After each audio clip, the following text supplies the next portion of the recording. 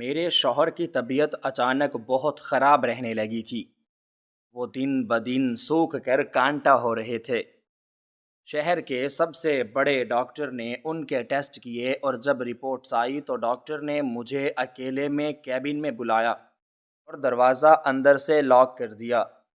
اس کے ماتھے پر پسینہ تھا اور وہ کانپتی ہوئی آواز میں بولا کہ تمہارے شوہر کو کوئی بیماری نہیں ہے، بلکہ انہیں کوئی ایسا زہر دیا جا رہا ہے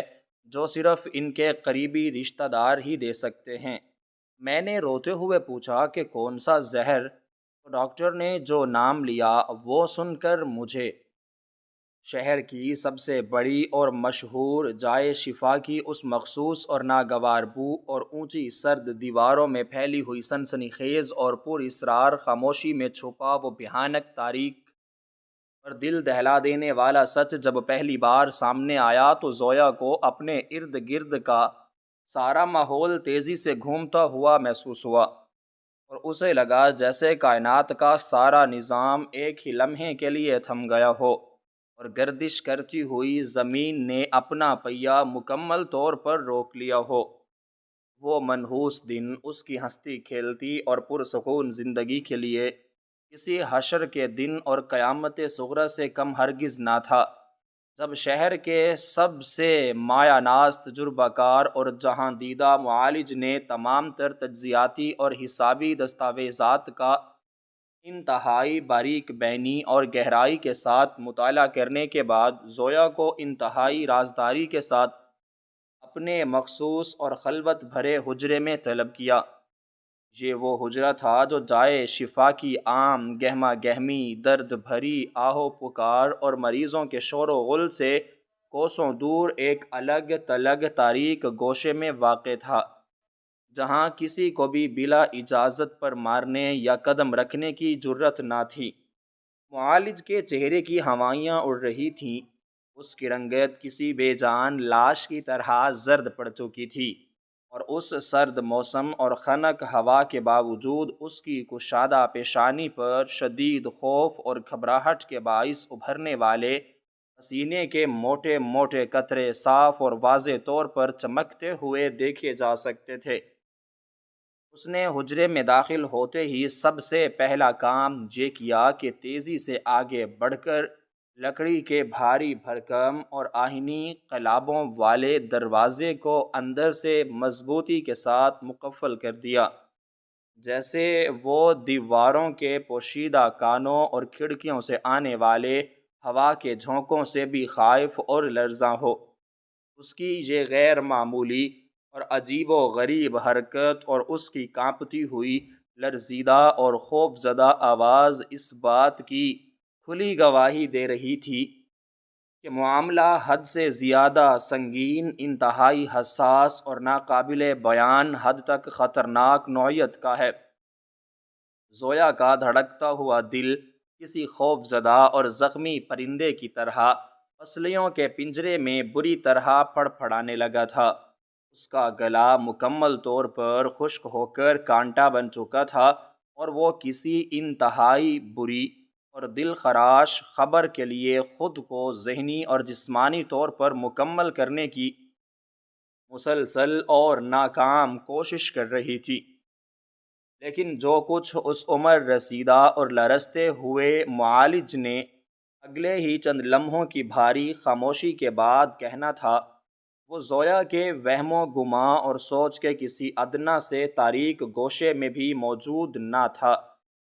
معالج نے ایک لمبی، بھاری اور کربناک آہ بھری، اپنے خشک اور لرزتے ہونٹوں پر زبان پھیری، اور پھر انتہائی دھیمی سرگوشی نما مگر لرزتی ہوئی دہشت زدہ آواز میں گویا ہوا کہ مسمات زویا، آپ کے سرتاج اصغر صاحب کو کوئی عام قدرتی یا خاندانی جسمانی عارضہ لاحق نہیں ہے۔ ان کے جسم میں کوئی ایسا نقص یا بگاڑ نہیں جو فطری طور پر پیدا ہوا ہو یا جس کا علاج عام ادویات سے ممکن ہو سکے، بلکہ تلخ اور بھیانک سچ تو یہ ہے کہ انہیں قطرہ قطرہ اور لمحہ بہ لمحہ موت کے تاریک اور گہرے غار میں دھکیلا جا رہا ہے۔ ان کی سانسوں کی ڈور کو کسی تیز دھار آلے سے نہیں بلکہ ایک اندیکھے اور پر اسرار طریقے سے کاٹا جا رہا ہے۔ یہ ہولناک اور قیامت خیز الفاظ سننا تھا کہ زویا کے پیروں تلے سے زمین اپنی پوری قوت کے ساتھ کھسک گئی۔ اس کے ذہن کے نازک پردوں پر ایک زوردار دھماکہ سا ہوا اور اس کی کھلی اور حیرت زدہ آنکھوں کے سامنے ایک گہرا اور بھیانک اندھیرا چھا گیا۔ اس کا تیز چلتا ہوا سانس سینے میں اٹک کر رہ گیا اور وہ بے ساختہ شدت جذبات سے مغلوب ہو کر چلا اٹھی، یہ آپ کیسی بے تکی اور خوفناک باتیں کر رہی ہیں؟ محترم معالج صاحب، میرے شوہر جیسے نیک دل فرشتہ صفت اور غریب انسان پرور انسان کو بھلا کون اور کیوں مارنا چاہے گا؟ ان کی تو اس پوری دنیا میں کسی سے کوئی دشمنی یا عداوت نہیں ہے۔ معالج نے فوراً اپنے کانپتے ہاتھ کے اشارے سے اسے خاموش رہنے اور اپنی آواز کو دھیما رکھنے کی سخت تاکید کی، اور اپنے خوفناک انکشاف کا سلسلہ جاری رکھتے ہوئے کہا کہ اصغر صاحب کے خون کے نمونوں اور جسمانی رطوبتوں کے انتہائی باریک بینی سے کیے گئے طویل معائنے کے بعد ہمیں ایک ایسے نایاب پر اسرار اور بے حد مہلک قاتل زہر کے واضح آثار ملے ہیں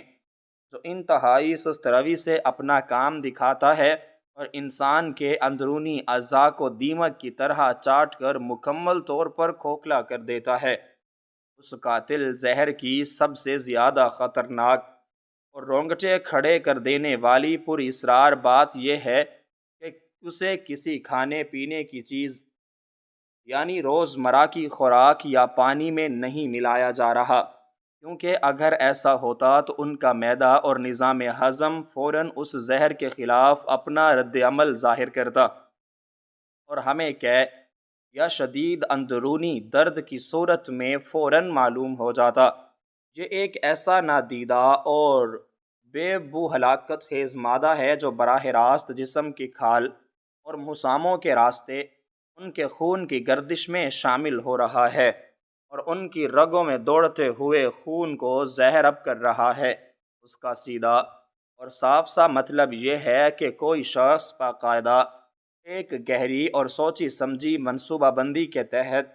ان کے روزمرہ استعمال کے پہناووں، ان کے نرم بستر کی ریشمی چادروں جیسے پونچے والے سوتی کپڑوں،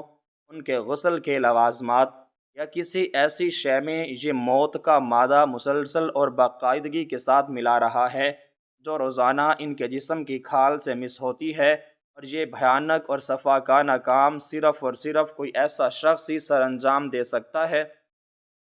جو ان کے انتہائی قریب ترین حلقے میں شامل ہو، جس کا ان کی خوابگاہ تک بلا روک ٹوک اور ہر وقت آنا جانا ہو، اور جس پر وہ اپنی جان سے زیادہ اندھا اور بے پناہ اعتماد کرتے ہوں۔ معالج کے منہ سے نکلنے والا ایک ایک سنسنی خیز لفظ زویا کے نازک دل اور الجھے ہوئے دماغ میں کسی زہریلے اور نوکیلے خنجر کی طرح پیوست ہو رہا تھا۔ اس کی سوچنے، سمجھنے اور فیصلہ کرنے کی تمام تر ذہنی صلاحیتیں جیسے برف کی طرح منجمد ہو کر رہ گئی تھیں۔ وہ جائے شفا کی اس وحشت ناک اور اداس عمارت سے نکل کر اپنے گھر تک کا طویل اور کٹھن راستہ اس طرح کن حالات میں اور کن خوفناک سوچوں کے بھنور میں غوطے کھاتے ہوئے طے کر کے آئی، اسے خود بھی اپنے وجود کا کچھ ہوش نہ تھا۔ سفر کے دوران سہواری میں بیٹھے ہوئے اسے سڑکوں پر چلتے پھرتے عام لوگ، مسافر گاڑیاں اور اونچی عمارتیں سب کچھ بے معنی اور دھندلا سا محسوس ہو رہا تھا، جیسے وہ کسی تاریک خواب میں چل رہی ہو۔ گھر کی اونچی چوکھٹ پر قدم رکھتے ہی اسے ہر چیز، ہر کونا اور ہر انسان اپنا کٹر دشمن اور اپنے میاں کا بے رحم قاتل نظر آنے لگا۔ وہ وسیع و عریض اور عالیشان حویلی جو کبھی ان کی بے پناہ محبت، امن، سکون اور کہکہوں کا خوبصورت گہوارہ ہوا کرتی تھی، اب اسے موت کے فرشتے کا تاریک اور وحشت ناک مسکن اور ایک مقتل گاہ محسوس ہونے لگی تھی۔ زویا نے خود کو ایک بند کمرے کی تاریکی میں قید کر لیا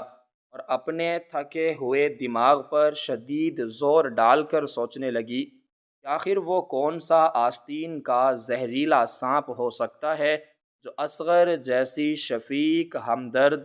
اور غریب پرور شخصیت کا اس قدر ظالم اور بے رحم جانی دشمن بن گیا ہو۔ اصغر نے تو اپنی پوری زندگی میں کبھی کسی کا برا نہیں چاہا تھا۔ وہ تو ہمیشہ دوسروں کے دکھ درد میں بڑھ چڑھ کر شریک ہوتے تھے، ضرورت مندوں کی دل کھول کر مدد کرتے تھے اور ہر ایک سے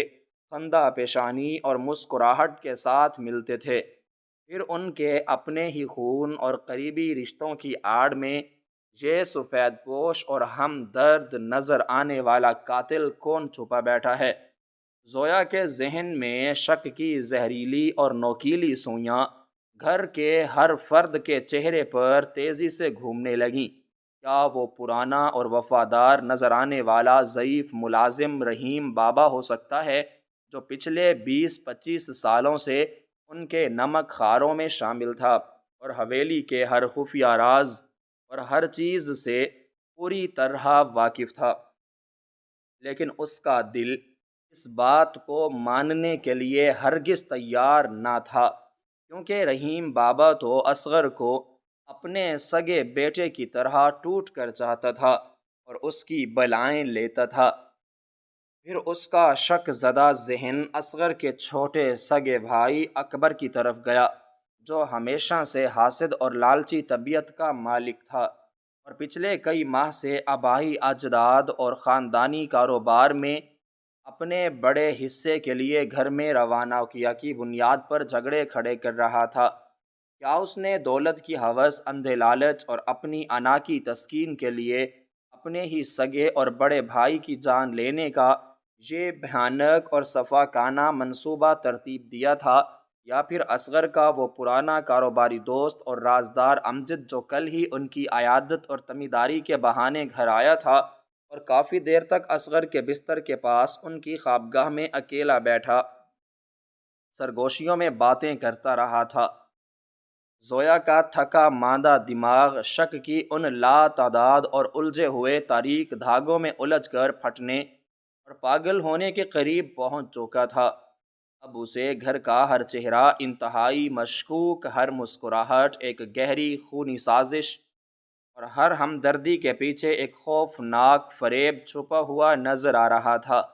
اس نے ایک انتہائی کڑوا اور حتمی فیصلہ کیا کہ وہ اب اس گھر کے کسی بھی فرد، چاہے وہ کتنا ہی قریبی خونی رشتہ دار کیوں نہ ہو، اس پر رتی برابر بھی بھروسہ نہیں کرے گی۔ وہ ایک پاگل اور جنونی عورت کی طرح اپنی جگہ سے اٹھی اور اس نے اصغر کی بڑی بڑی لکڑی کی الماریوں کو خالی کرنا شروع کر دیا۔ اس نے اپنے شوہر کے زیر استعمال رہنے والے تمام پرانے پہناووں، بستر کی قیمتی ریشمی چادروں، غسل خانے میں موجود ہر شے اور جسم پہنچنے والے تمام نرم صافوں کو اکٹھا کیا اور گھر کے پچھواڑے میں کھلے صحن میں لے جا کر ان سب کو ایک بڑی اور بھڑکتی ہوئی آگ کے الاؤ کی نظر کر دیا۔ یہ آگ صرف ان بے جان کپڑوں کی نہیں تھی، بلکہ اس کے زخمی دل میں لگی اس شدید خوف اور بے بسی کی آگ کی عکاس تھی جو اسے اندر ہی اندر جلا کر خاک کر رہی تھی۔ اس کے بعد وہ خود ننگے پاؤں بازار گئی اور وہاں سے خالص سوتی کپڑے کے بڑے بڑے تھان خرید کر لائی۔ اس نے اپنے ہی کانپتے ہاتھوں سے ان کپڑوں کو کاٹ کر اور سی کر اصغر کے لیے نئے پہناوے تیار کیے۔ اس نے صابن، سر دھونے والے عرق اور یہاں تک کہ خوشبو کے تمام پرانے اور قیمتی شیشے پتھر پر مار کر توڑ دیے اور ان کی جگہ بالکل نئی اشیاء لا کر رکھ دیں جنہیں اس نے خود جانچا تھا۔ اب اصغر کو صرف اور صرف زویا کے اپنے ہاتھوں سے پکا ہوا اور پرکھا ہوا تازہ کھانا ہی ملتا تھا، اور حویلی کے کسی بھی ملازم، رشتہ دار یا دوست کو ان کی خوابگاہ کی دہلیز تک بھی عبور کرنے یا اندر جھانکنے کی سخت ترین ممانعت تھی۔ زویا دن رات ایک پہرے دار اور محافظ کی طرح اصغر کے سرہانے جاگتی رہتی۔ ان کی ہر چھوٹی بڑی ضرورت کا دیوانہ وار خیال رکھتی، ان کے کمزور جسم کو اپنے ہاتھوں سے صاف کرتی اور انہیں ہر بیرونی سائے اور ہوا کے ہر جھونکے سے محفوظ رکھنے کی ہر ممکن کوشش کرتی۔ اسے پورا یقین ہو چلا تھا کہ اب اس نے اس نامعلوم اور چھپے ہوئے قاتل کے تمام راستے مکمل طور پر مسدود کر دیے ہیں، اور اب اس کے شوہر کی حالت دن بدن بہتری اور صحت یابی کی جانب گامزن ہو جائے گی۔ لیکن انتہائی افسوس اور شدید قرب کا مقام یہ تھا کہ اس کی یہ تمام تر انتھک کوششیں اور بے پناہ احتیاط بھی مکمل طور پر رائگاں اور بے سوج ثابت ہوئی۔ اصغر کی حالت میں ذرا سی بھی بہتری آنے کی بجائے دن بدن مزید بگاڑ اور کمزوری پیدا ہوتی چلی گئی۔ ان کا کثرتی اور مضبوط جسم اب سوکھ کر ہڈیوں کا ایک ایسا خوفناک ڈھانچہ بن چکا تھا جسے دیکھ کر ہی دیکھنے والے کے دل میں شدید خوف اور ترس کی لہر دوڑ جاتی تھی۔ ان کے چہرے کی وہ جاذب نظر، رونق اور سرخی بالکل ختم ہو کر ایک زرد بے جان اور موت کسی رنگت میں تبدیل ہو چکی تھی۔ ان کی بے نور آنکھیں اپنے گہرے حلقوں میں اندر تک دھنس چکی تھیں، اور وہ اب بامشکل اپنی تمام اکھڑتی اور ٹوٹی ہوئی سانسیں سینے سے کھینچ پاتے تھے۔ زویا کی سوچنے سمجھنے اور معاملات کو سلجھانے کی تمام تر صلاحیتیں مکمل طور پر جواب دے چکی تھیں۔ اس کی سمجھ میں کچھ نہیں آ رہا تھا، اس کا ذہن معوف ہو چکا تھا۔ وہ لمبی اور تاریک راتوں کو جاگ کر اصغر کے بے جان اور ٹھنڈے ہوتے ہوئے جسم کو دیکھتی رہتی اور اپنے آنسوؤں کو مشکل سے ضبط کرتے ہوئے زارو قطار روتی اور اپنے رب کے حضور گڑ گڑا کر فریاد کرتی کہ یا خدایا، میں نے تو ہر ممکنہ احتیاط برت لی، ہر پرانی چیز کو جلا کر راکھ کا ڈھیر بنا دیا، ہر پہناوے کو بدل کر نیا کر دیا، تو پھر میرے بے گناہ اور معصوم شوہر کی رگوں میں یہ موت کا عرق کون اور کیسے اتار رہا ہے؟ جب میں نے ہر دروازہ اور ہر کھڑکی بند کر دی، تو پھر وہ موت کا بے رحم سوداگر کس راستے سے اندر داخل ہو رہا ہے؟ آخر زہر آ کہاں سے رہا ہے؟ رات کی سیاہی اپنے پورے جوبن پر تھی، اور اس وسیع و عریض حویلی پر ایک ایسا منحوس اور نامعلوم خوف کا سایہ منڈلا رہا تھا جس نے مسمات زویا کی راتوں کی نیندیں اور دکان کا سکون مکمل طور پر غارت کر کے رکھ دیا تھا۔ وہ مسلسل جاگ جاگ کر اور اپنے بیمار شوہر اصغر کی دیکھ بھال کر کے جسمانی اور ذہنی طور پر مکمل طور پر نڈھال ہو چکی تھی۔ اس کی آنکھوں میں نیند کی شدید طلب تھی، مگر دل میں موجود نامعلوم قاتل کا خوف اسے ایک پل کے لیے بھی آنکھیں بند نہیں کرنے دے رہا تھا۔ وہ اسی کشمکش اور شدید ذہنی دباؤ کے تحت بستر کے ایک کونے پر بیٹھی اپنے رب سے گڑ گڑا کر دعائیں مانگ رہی تھی کہ اچانک تھکاوٹ اور کمزوری کے باعث اس کی آنکھ لگ گئی، اور وہ وہیں بستر پر گر کر گہری نیند کی وادی میں چلی گئی۔ یہ نیند سکون کی نہیں تھی، بلکہ اس میں بھی اسے بھیانک اور ڈراؤنے خواب آ رہے تھے، جن میں وہ دیکھ رہی تھی کہ کوئی کالا سایہ اس کے شوہر کی طرف بڑھ رہا ہے اور وہ بے بسی سے چلا رہی ہے، لیکن اس کی آواز اس کے حلق میں ہی کھٹ کر رہ جاتی ہے۔ اچانک ایک شدید گھبراہٹ اور دل کی تیز دھڑکن کے ساتھ اس کی آنکھ کھل گئی۔ اس کا پورا جسم پسینے میں شرابور تھا اور سانس بری طرح پھول رہی تھی۔ اس نے گھبرا کر اپنے دائیں طرف نظر دوڑائی جہاں اصغر کا بستر تھا، لیکن وہاں کا منظر دیکھ کر اس کے پیروں تلے سے زمین ہی کھسک گئی۔ اصغر کا بستر بالکل خالی تھا اور وہاں صرف سلوٹوں بھری چادر موجود تھی۔ زویا کا دل کسی خوف زدہ پرندے کی طرح زور زور سے دھڑکنے لگا۔ اس نے فوراً اپنا ہاتھ اصغر کی جگہ پر رکھا تو وہ جگہ بالکل ٹھنڈی ہو چکی تھی، جس کا مطلب تھا کہ اصغر کو وہاں سے اٹھے ہوئے کافی دیر گزر چکی ہے زویا کے ذہن میں ایک دم سے وہ تمام خوفناک خیالات اور معالج کی وہ تمام دل دہلا دینے والی باتیں کسی فلم کی طرح چلنے لگیں کہ کوئی بہت قریبی شخص ان کے شوہر کو قطرہ قطرہ کر کے موت کے گھاٹ اتار رہا ہے۔ وہ فوراً پاگلوں اور دیوانوں کی طرح بستر سے اٹھی اور ننگے پاؤں ہی کمرے سے باہر نکل آئی۔ حویلی کی طویل اور تاریک راہداریوں میں ایک عجیب سی وحشت ناک اور سنسنی خیز خاموشی چھائی ہوئی تھی۔ رات کے اس پہر جب موت کا سا سناٹا طاری تھا، زویا کو اپنے ہی قدموں کی چاپ کسی ہتھوڑے کی ضرب کی طرح محسوس ہو رہی تھی۔ اس نے راہداری میں لگی مدھم روشنیوں میں ادھر ادھر دیکھا، لیکن اسے کوئی سایہ، کوئی وجود نظر نہیں آیا۔ اس کا ذہن مسلسل شک اور خوف کے بھنور میں غوطے کھا رہا تھا۔ وہ سوچ رہی تھی کہ اتنی رات گئے، اتنی شدید، کمزور اور بیماری کی حالت میں اصغر آخر کہاں جا سکتا ہے؟ کیا کوئی اسے زبردستی اپنے ساتھ لے گیا ہے یا وہ خود کسی کے بلانے پر گیا ہے؟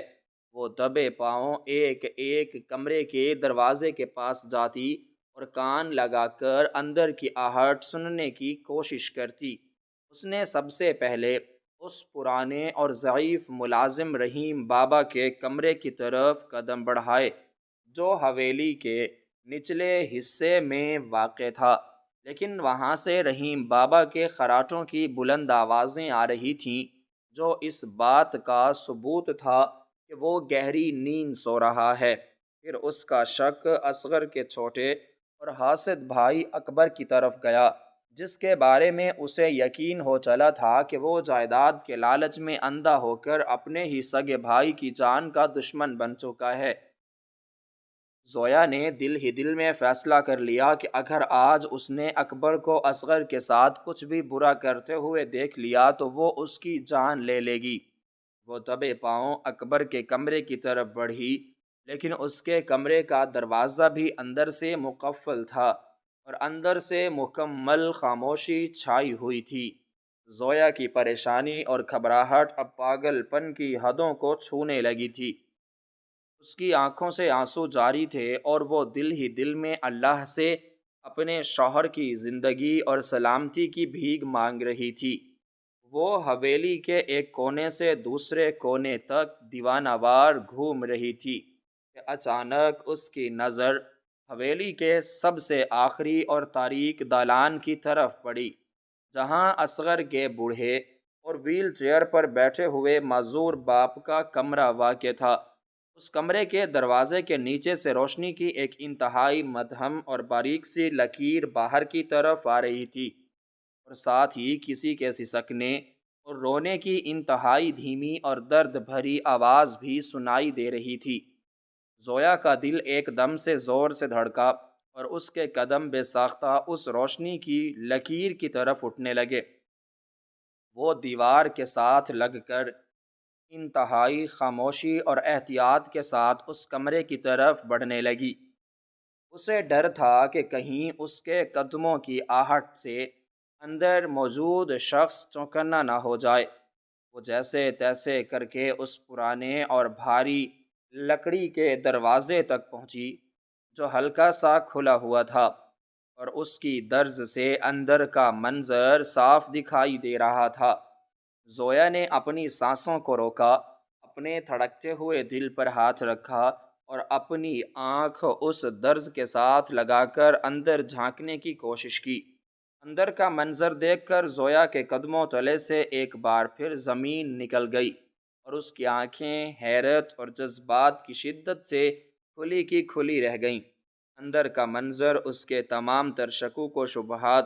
اور خوفناک خیالات کے بالکل برعکس اور انتہائی جذباتی اور دل کو چیر دینے والا تھا۔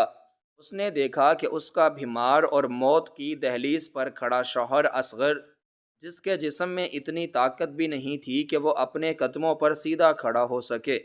وہ اپنے بوڑھے اور معذور باپ کی ویل چیئر کے پاس زمین پر بیٹھا ہوا تھا اور اپنے کانپتے اور لرزتے ہوئے کمزور ہاتھوں سے اپنے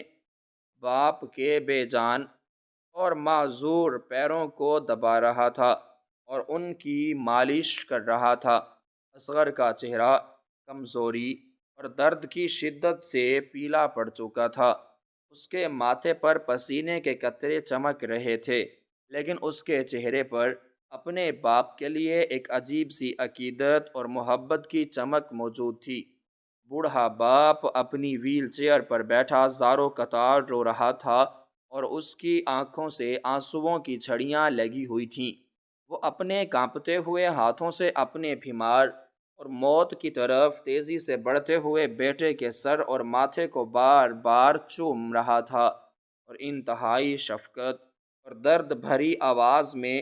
رو رو کر کہہ رہا تھا کہ میرے بچے، تو خود اتنا بیمار اور کمزور ہے، تو کیوں میری خدمت کے لیے اتنی رات گئے اٹھ کر آ جاتا ہے؟ تو جا کر آرام کر میری جان۔ تیرے اس پیلے اور بے جان چہرے کو دیکھ کر میرا دل پھٹ رہا ہے۔ میری تو بس یہی دعا ہے کہ اللہ میری بچی کھچی زندگی اور میری سانسیں بھی تجھے لگا دے اور تجھے مکمل صحت اور تندرستی عطا فرما دے۔ یہ منظر اس قدر جذباتی اور خالص محبت سے بھرا ہوا تھا کہ دروازے کے باہر کھڑی زویا کی آنکھوں سے بھی آنسوؤں کا سیلاب ابل پڑا، اور اس نے اپنا منہ دونوں ہاتھوں سے چھپا لیا تاکہ اس کے رونے کی آواز اندر نہ چلی جائے۔ اسے اپنے ان تمام شکوک و شبہات اور برے خیالات پر شدید شرمندگی اور ندامت محسوس ہونے لگی جو اس نے اس گھر کے لوگوں کے بارے میں اپنے دل میں پال رکھے تھے۔ اسے لگا کہ جس گھر میں ایک بیٹا اپنی موت کے قریب ہونے کے باوجود اپنے معذور باپ کی اتنی دیوانہ وار خدمت کر رہا ہو، اور جہاں ایک باپ اپنے بیٹے کی زندگی کے لیے راتوں کو اٹھ اٹھ کر رو رو کر دعائیں مانگ رہا ہو، اس گھر میں بھلا کوئی قاتل کیسے ہو سکتا ہے؟ یہ تو محبت اور عقیدت کا ایک ایسا پاکیزہ رشتہ ہے جس میں زہر یا قتل کا تصور بھی ایک بہت بڑا گناہ ہے۔ زویا ابھی انہی سوچوں اور جذباتی کیفیت میں گم تھی کہ اس نے درز سے دوبارہ اندر دیکھا۔ بوڑھے باپ نے اپنے آنسو صاف کیے اور اپنے سرہانے رکھی ہوئی ایک چھوٹی سی پرانی اور لکڑی کی بنی ہوئی میز کی دراز کھولی، اور اس میں سے شیشے کی ایک چھوٹی اور انتہائی پرانی طرز کی بوتل نکالی جس میں کوئی گہرے رنگ کا گاڑھا اور عجیب سا سیال مادہ یا تیل موجود تھا۔ یہ کوئی عام تیل نہیں تھا، بلکہ یہ وہ خاص قسم کا دم کیا ہوا اور جڑی بوٹیوں سے تیار کردہ تیل تھا جو بوڑھا باپ خود اپنے ہی ہاتھوں سے بڑی محنت اور لگن کے ساتھ تیار کرتا تھا، اور اس پر راتوں کو جاگ جاگ کر قرآنی آیات اور دعائیں پڑھ کر پھونکتا تھا۔ اس تیل کے بارے میں حویلی کے ہر فرد کو سختی سے ہدایت تھی کہ کوئی بھی شخص اس شیشی کو ہاتھ تک نہ لگائے، کیونکہ باپ کا یہ پختہ عقیدہ تھا کہ اس میں روحانی شفا اور برکت موجود ہے جو کسی ناپاک ہاتھ کے لگنے سے ضائع ہو سکتی ہے۔ بوڑھے باپ نے انتہائی عقیدت اور محبت کے ساتھ اس شیشی کا ڈھکن کھولا اور اس میں سے چند قطرے اپنے کانپتے اور کمزور ہاتھوں کی ہتھیلیوں پر گرائے، اور پھر اپنے دونوں ہاتھوں کو آپس میں رگڑ کر اس تیل کو تھوڑا سا گرم کیا، اور انتہائی شفقت اور محبت بھرے انداز میں وہ تیل اپنے بیمار بیٹے اصغر کے سینے اور گردن پر ملنے لگا۔ تیل ملتے ہی بوڑھے باپ کے ہونٹ مسلسل حرکت کر رہے تھے، وہ کوئی دعا یا وظیفہ پڑھ رہا ہو، اور وہ روتے ہوئے اصغر سے کہہ رہا تھا کہ میرے بچے، یہ کوئی عام تیل نہیں ہے، اس میں شفا ہے۔ میں نے اس پر بہت پڑھائیاں کی ہیں، تو دیکھنا اس کی برکت سے تیرے سینے کی ساری جکڑن اور تیرے جسم کا سارا درد اور کمزوری جڑ سے ختم ہو جائے گی، اور تو بالکل بھلا چنگا ہو کر ایک بار پھر سے اپنے قدموں پر کھڑا ہو جائے گا۔ بس تو ہمت مت ہارنا اور اپنا بھروسہ قائم رکھنا۔ باپ کی ان محبت بھری باتوں اور اس کے ہاتھوں کے لمس سے اصغر کے چہرے پر بھی ایک عجیب سا سکون اور راحت کے آثار نمایاں ہونے لگے۔ اس نے اپنی آنکھیں بند کر لیں اور ایک لمبی اور سکون بھری سانس لی، جیسے واقعی اس تیل کی مالش سے اس کے جسم کی ساری تھکاوٹ اور درد دور ہو رہا ہو۔ یہ پورا منظر زویا کے لیے کسی روحانی اور الہامی تجربے سے کم نہ تھا۔ اس کے دل سے وہ سارا خوف، سارا شک اور سارا بوجھ ایک ہی لمحے میں ایسے غائب ہو گیا جیسے وہ کبھی وہاں موجود ہی نہ تھا۔ اس نے خدا کا لاکھ لاکھ شکر ادا کیا کہ اس کا شوہر کسی قاتل کے نرغے میں نہیں ہے، بلکہ وہ تو محبت اور دعاؤں کے ایک ایسے مضبوط اور محفوظ حصار میں ہے جسے کوئی زہر اور کوئی سازش نہیں توڑ سکتی۔ اس نے مسکراتے ہوئے اپنے آنسو صاف کیے اور انتہائی مطمئن اور پرسکون دل کے ساتھ دبے پاؤں واپس اپنے کمرے کی طرف لوٹ آئی۔ اس رات زویا کو بہت عرصے کے بعد ایک انتہائی گہری اور پرسکون نیند آئی۔ اسے لگا کہ اب سب کچھ ٹھیک ہو جائے گا اور ان کی زندگی میں دوبارہ سے وہی خوشیاں اور وہی بہاریں لوٹ آئیں گی۔ اگلی صبح جب سورج کی سنہری اور روشن کرنوں نے حویلی کے دالان کو روشن کیا تو زویا کے دل میں بھی ایک عجیب سی امید اور خوشی کی کرن پھوٹ رہی تھی۔ اس نے انتہائی چستی اور پھرتی کے ساتھ اٹھ کر گھر کے سارے کام کاج سمیٹے اور پھر اصغر کے کپڑے دھونے کے لیے غسل خانے کی طرف چلی گئی۔ وہ اپنے ہاتھوں سے اصغر کے پہناوے دھو رہی تھی اور دل ہی دل میں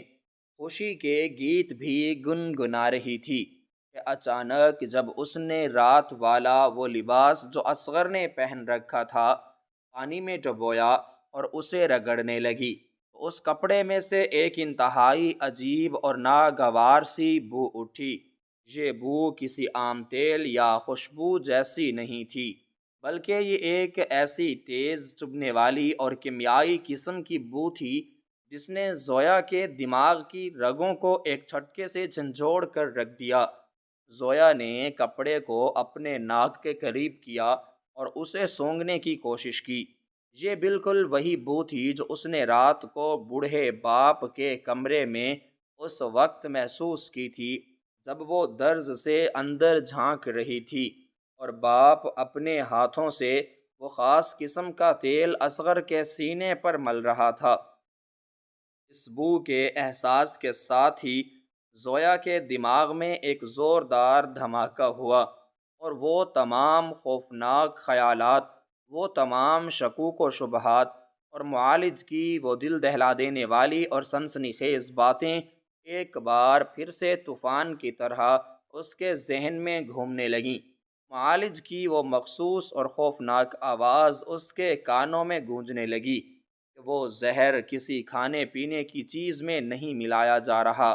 بلکہ وہ کوئی ایک ایسا نادیدہ اور بے بو مادہ ہے جو ان کی جلد اور مساموں کے راستے ان کے خون میں سرایت کر رہا ہے، اور یہ کام صرف اور صرف وہ شخص کر سکتا ہے جو ان کے انتہائی قریب ہو۔ زویا کے ہاتھوں سے صابن چھوٹ کر زمین پر گر پڑا اور اس کا پورا جسم خوف اور دہشت سے لرزنے لگا۔ ایسا ممکن ہے کیا کوئی سگا باپ اپنے ہی جوان اور فرما بردار بیٹے کو اپنے ہی ہاتھوں سے زہر لگا سکتا ہے؟ یہ خیال اس قدر بھیانک اور ناقابل یقین تھا کہ زویا نے زور سے اپنا سر جھٹکا اور خود کو تسلی دینے لگی کہ نہیں، ایسا ہرگز نہیں ہو سکتا، میں پاگل ہو گئی ہوں، میں بلا وجہ ایک نیک اور بزرگ باپ پر شک کر رہی ہوں۔ وہ تو اس گھر کا سایہ ہیں، وہ تو اصغر کی زندگی کے لیے رو رو کر دعائیں مانگتے ہیں، وہ بھلا ایسا گھناؤنا اور سفاکانہ کام کیسے کر سکتے ہیں؟ وہ تیل تو ان کی محبت اور شفقت کا نچوڑ ہے، لیکن دوسری طرف اس کے اندر کی عورت اور ایک بیوی کا حساس دل اسے مسلسل کو چوکے لگا رہا تھا کہ زویا اگر معالج کی بات سچ ہے تو پھر وہ زہر کہاں سے آ رہا ہے؟ تم نے تو ہر چیز بدل دی، ہر پہرے بٹھا دیے، پھر اصغر کی حالت روز بروز کیوں بگڑ رہی ہے؟ اور یہ عجیب سی کیمیائی بو اس تیل میں سے کیوں آ رہی ہے جسے باپ کسی کو ہاتھ بھی نہیں لگانے دیتا؟ زویا کے دماغ میں ایک شدید اور طوفانی جنگ چھڑ چکی تھی۔ ایک طرف اس کی آنکھوں دیکھا وہ محبت بھرا اور جذباتی منظر تھا جس میں ایک باپ اپنے بیٹے پر جان چھڑک رہا تھا، اور دوسری طرف اس پر اصرار اور نامعلوم قاتل کا وہ خوفناک سایہ تھا جو ان کے گھر میں ہر وقت موجود رہتا تھا۔ اس کشمکش اور شدید ذہنی دباؤ نے زویا کو ایک حتمی اور انتہائی کڑا فیصلہ کرنے پر مجبور کر دیا۔ اس نے سوچا کہ وہ اندھے شکوک کی بنیاد پر کسی پر الزام نہیں لگا سکتی، اور نہ ہی وہ اپنے شوہر کو اس طرح روزانہ موت کے منہ میں جاتے ہوئے دیکھ سکتی ہے۔ اسے سچائی کا پتہ لگانا ہی ہوگا، چاہے وہ سچائی کتنی ہی تلخ، کتنی ہی بھیانک اور کتنی ہی دل چیر دینے والی کیوں نہ ہو۔ اس نے ادھر ادھر دیکھا کہ کہیں کوئی اسے دیکھ تو نہیں رہا، اور پھر انتہائی تیزی کے ساتھ غسل خانے سے نکلی اور سیدھی بوڑھے باپ کے کمرے کی طرف گئی۔ خوش قسمتی سے اس وقت بوڑھا باپ اپنے بستر پر گہری نیند سو رہا تھا اور کمرے میں مکمل خاموشی چھائی ہوئی تھی۔ زویا نے دبے پاؤں اندر قدم رکھا اور سیدھی اس چھوٹی سی لکڑی کی میز کی طرف گئی جہاں وہ پر اصرار تیل کی شیشی رکھی ہوئی تھی۔ اس کے ہاتھ خوف اور ندامت سے بری طرح کانپ رہے تھے، اور اس کا دل اتنی زور سے دھڑک رہا تھا کہ اسے لگ رہا تھا کہ اس کی آواز سے ہی باپ جاگ جائے گا۔ اس نے انتہائی احتیاط اور لرزتے ہاتھوں کے ساتھ اس میز کی دراز کو کھولا اور اس میں سے وہ پرانی طرز کی شیشے کی بوتل نکالی جس میں وہ گہرے رنگ کا گاڑھا مادہ موجود تھا۔ بوتل کو ہاتھ میں پکڑتے ہی اسے ایسا محسوس ہوا جیسے اس نے موت کو اپنے ہاتھوں میں تھام لیا ہو۔ اس نے جلدی سے اپنے لباس کی جیب سے ایک بالکل چھوٹی سی اور خالی شیشی نکالی جو وہ پہلے سے ہی تیار کر کے اپنے ساتھ لائی تھی۔ اس نے کانپتی ہوئی انگلیوں سے اس پرانی اور پر اسرار بوتل کا ڈھکن کھولا اور انتہائی احتیاط کے ساتھ اس گاڑھے اور بودار تیل کا ایک قطرہ شیشی سے نکال کر لیبارٹری میں لے گئی۔ لیبارٹری کی اس مہیب اور پر اسرار خاموشی میں زویا کا دل کسی بھاری ہتھوڑے کی طرح مسلسل ضرب کی طرح سینے کے پنجرے میں بج رہا تھا۔ وہ سفید کاغذ جسے وہ اپنے لرزتے اور پسینے میں شرابور ہاتھوں میں تھامے ہوئے تھی، محض ایک طبی رپورٹ نہیں تھی بلکہ اس کی زندگی کی تمام تر خوشیوں کی موت کا باقاعدہ پروانہ اور ایک ایسا بھیانک انکشاف تھا جس نے انسانیت کے تمام تقدس اور معتبر رشتوں پر سے اس کا اعتبار ہمیشہ کے لیے اٹھا دیا تھا۔ اس کاغذ پر جلی حروف میں لکھی وہ پیچیدہ طبی اصطلاحات اور سرخ روشنائی سے خاص طور پر نشان زدہ وہ جملہ کہ اس مخصوص تیل میں انتہائی درجے کا مہلک نایاب اور بے بو آرسینک زہر شامل کیا گیا ہے۔ زویا کی پتھرائی ہوئی آنکھوں کے سامنے کسی خونی ناچ کی طرح ناچ رہا تھا۔ اسے محسوس ہوا جیسے اس کے پیروں تلے موجود ٹھوس زمین اچانک کسی گہرے، تاریک اور لامتناہی غار میں تبدیل ہو گئی ہے، اور وہ اس میں مسلسل گرتی ہی چلی جا رہی ہے۔ اس کا وہ شوہر جسے وہ اب تک دنیا کا خوش نصیب ترین انسان سمجھتی تھی، کہ اس کے پاس ایسا ٹوٹ کر پیار کرنے والا بوڑھا باپ موجود ہے۔ وہ دراصل ایک ایسے مکار، سفاک اور چھپے ہوئے شکاری کے خونی قبضے میں تھا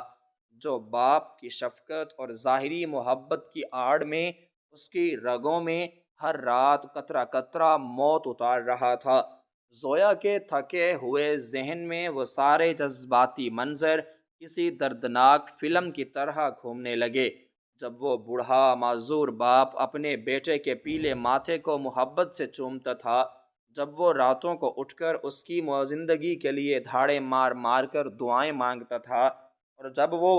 اپنے کانپتے ہاتھوں سے اس کے سینے پر وہی زہریلا اور ہلاکت خیز تیل ملتا تھا، زویا کی ممتا اور ایک وفادار بیوی کا مان بری طرح تڑپ اٹھا۔ وہ ایک زخمی شیرنی کی طرح ہسپتال کی عمارت سے نکلی اور دیوانہ وار اس حویلی کی طرف بھاگی جو اب اسے کسی پرسکون گھر کی بجائے ایک مقتل گاہ اور قبرستان نظر آ رہی تھی۔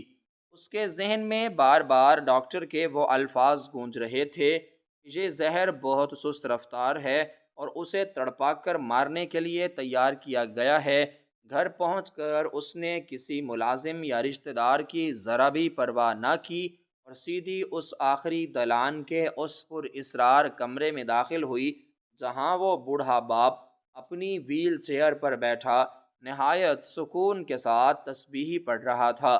زویا کا چہرہ غصے، قرب اور صدمے سے تمتما رہا تھا اور اس کی آنکھوں سے شعلے نکل رہے تھے۔ اس نے وہ لیبارٹری کی رپورٹ پوری قوت سے اس بوڑھے کے قدموں میں پھینکی اور دھاڑ کر پوچھا کہ آخر کیوں؟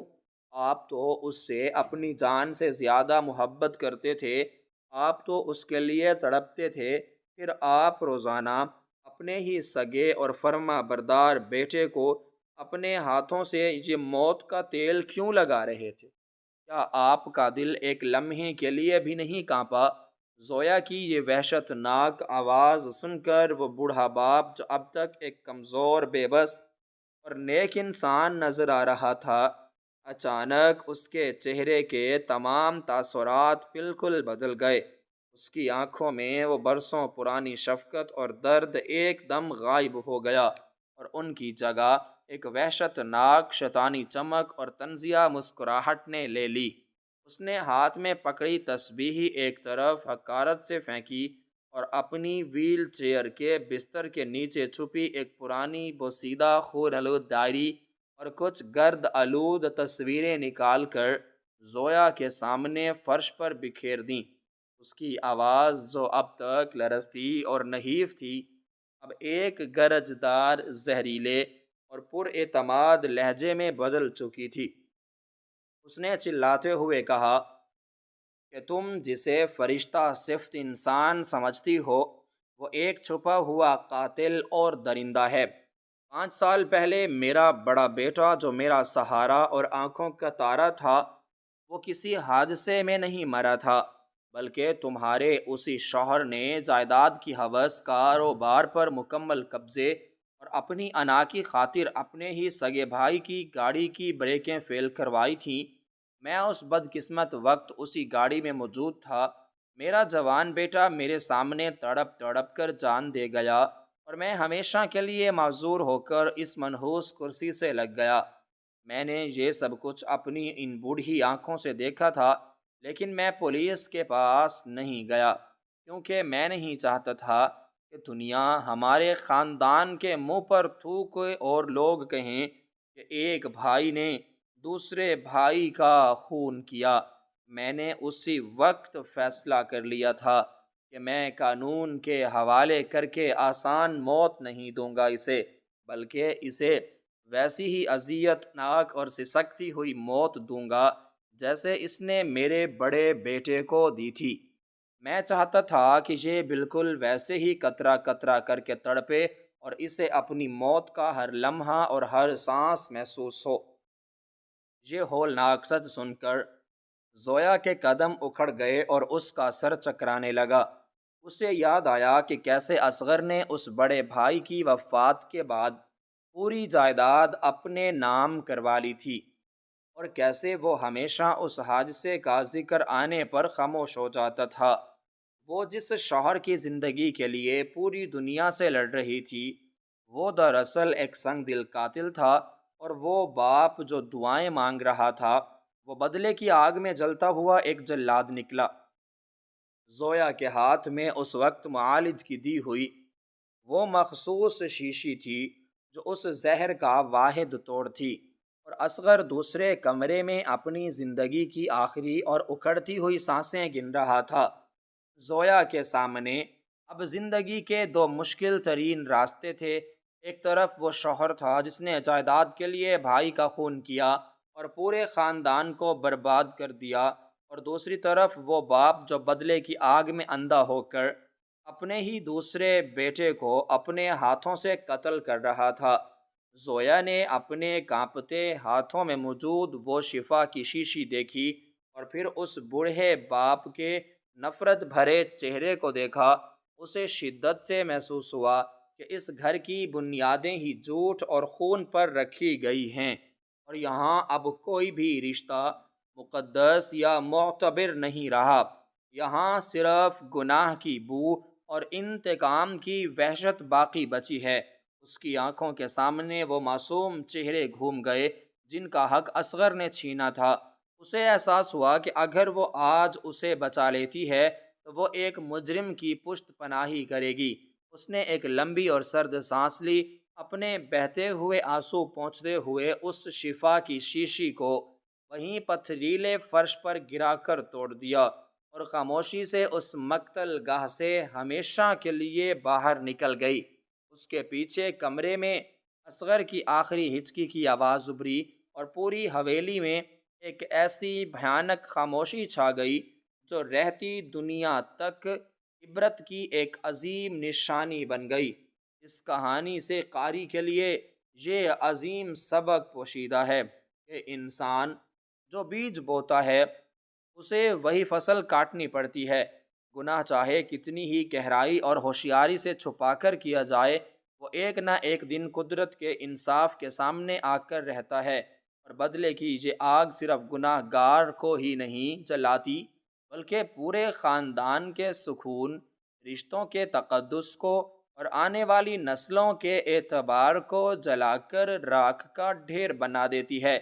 سچی توبہ اور معافی ہی وہ واحد راستہ ہے جو انسان کو اس بھیانک انجام سے بچا سکتا ہے، ورنہ مکافات عمل کا پہیہ جب اپنی پوری قوت سے گھومتا ہے وہ کسی بھی جابر یا مکار کو معاف نہیں کرتا، اور انصاف اپنی راہ خود نکال لیتا ہے۔ انسان کو ہمیشہ یاد رکھنا چاہیے کہ دوسروں کے لیے کھودا گیا گڑھا ایک دن اس کی اپنی ہی قبر بن جاتا ہے، اور ظلم جب حد سے بڑھتا ہے تو وہ مٹ جاتا ہے مگر اپنے پیچھے عبرت کی ایسی داستانیں چھوڑ جاتا ہے جو آنے والوں کے لیے سبق بنتی ہیں۔ زویا نے اس رات صرف ایک شیشی نہیں توڑی تھی بلکہ اس نے اس ظلم اور انتقام کے تسلسل کو ختم کر دیا تھا جو اس گھر کو کھا رہا تھا۔ اب وہاں صرف سناٹا تھا، اور وہ ادھوری ڈائری جو ایک باپ کے دکھ اور ایک بھائی کی غداری کا نوحہ سنا رہی تھی۔